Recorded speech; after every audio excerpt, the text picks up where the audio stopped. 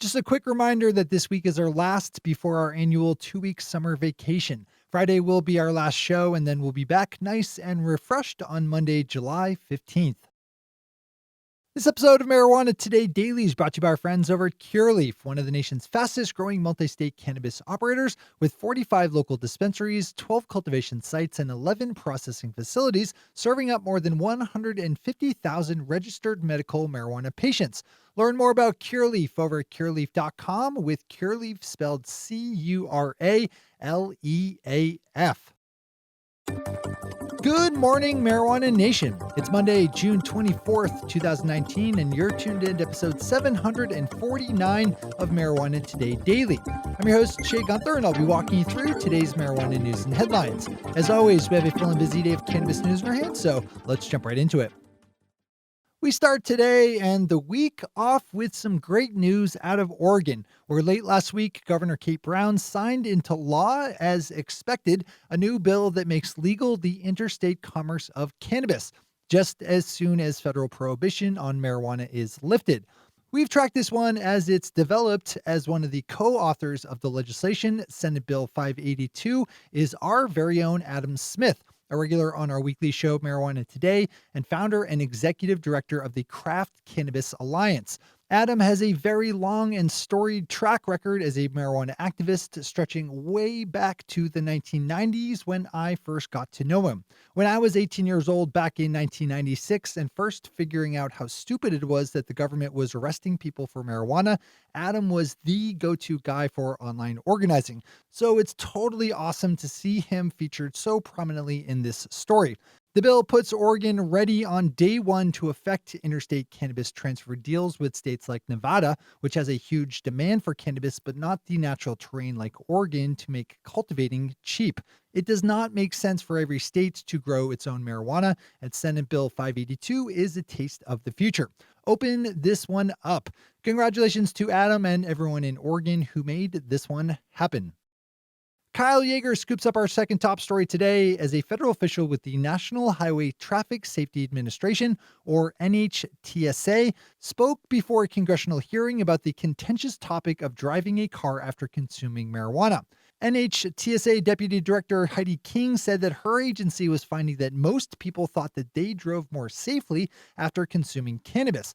Ms. King cited quote-unquote driver simulator studies in saying that those consumers were wrong and that they were actually driving more dangerously. But as Kyle thankfully pointed out, the science is very much still out on how dangerous it is to drive after consumption. And if anything, is starting to come down on the side of it not being that dangerous. Not a bad story to open up. Kyle's piece has video of Ms. King's testimony before the Senate Commerce, Science, and Transportation Committee. As always, we have all the news we cover linked to on our website at mjtodaydaily.com. Today's final top story is the just released financial results by Canadian marijuana giant Canopy Growth for the fourth quarter and fiscal year ending March 31st, 2019.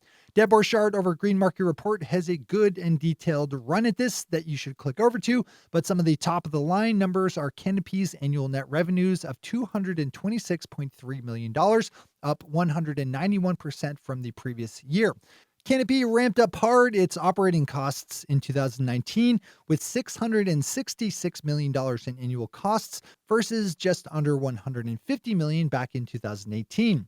Canopy had a net loss for the last fiscal quarter at $323 million, which the company pegged on those higher operating expenses, as well as increased marketing and investment budgets. Swing over to Deb's story for more on this. Those are our top stories for today. It's time for Marijuana Today Daily Headlines Blitz.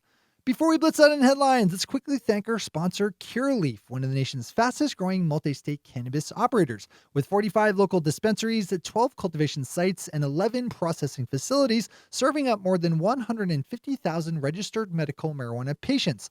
Curaleaf is super proud to be supporting the Veterans Cannabis Project, the leading organization that advocates for unrestricted and supported access for medical cannabis for veterans. Curaleaf is helping to raise awareness and funds for the Veterans Cannabis Project, which you can learn more about and support yourself over at vetscp.org. That's vetscp.org. We're hugely thankful here at MJ Today Media to have the support of everyone at Curaleaf, which you can find over at curaleaf.com, with Curaleaf spelled Curaleaf. All right, time for the Blitz. Up in Canada, a bill was just passed to make it easier for people with marijuana-related crimes on their records to receive pardons. The legislation, filed as Bill C-93, was given royal assent last week and will remove the years-long waiting period before people can apply for pardons, as well as the $631 Canadian fee to file. It's estimated that the legislation will positively affect around 10,000 people. California cannabis officials have kicked off a 2-year marketing campaign to encourage California consumers to buy legal marijuana from licensed and reputable dispensaries and providers. The new campaign is using the hashtag WeedWise, all one word, and is being pitched as a way for the state to also communicate to illicit shops that they need to get licensed. The Columbus Dispatch has a good piece up looking at the fact that out of Ohio's 42,000 or so registered medical marijuana patients, only half have actually bought legal marijuana products at one of the state's newly opened dispensaries. The Dispatch spoke with some registered Ohio patients and learned that the high cost of the state's medical cannabis, which is running well north of $400 an ounce, is holding some patients back from buying. Lots of lessons here.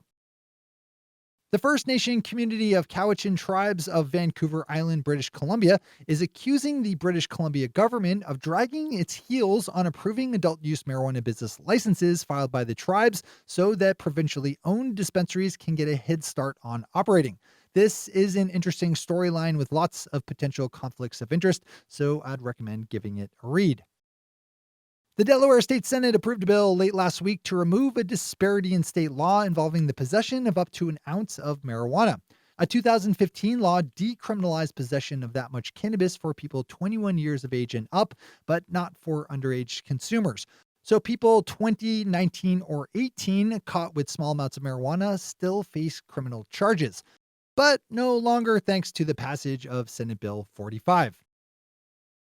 The Herald-Tribune of Florida has a good story up about the lack of official medical marijuana use in the state's nursing and assisted living homes, which rely on federal funding to cover their bottom line.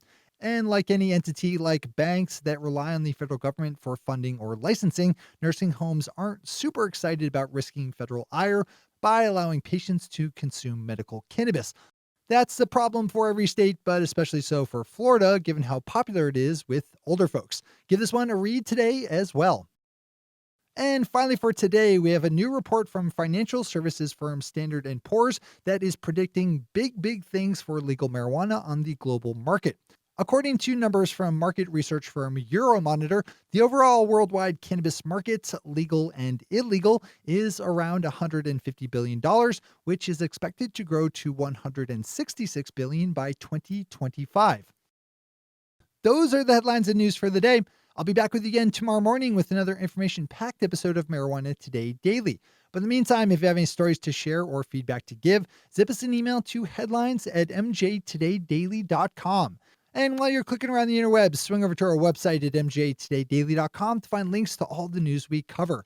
Thanks to our sponsor, Curaleaf, and to all of our awesome Patreon listeners for the support that makes this show possible. To join the lesser ranks of the Patreon listeners yourself, swing over to our website at mjtodaydaily.com and click on that big blue button at the top of the page that says Become a Patron. I'm your host, Shay Gunther. Thanks for tuning in, starting your day with marijuana today. Today.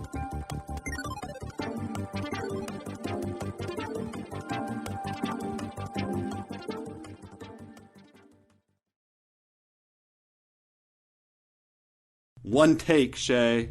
One take.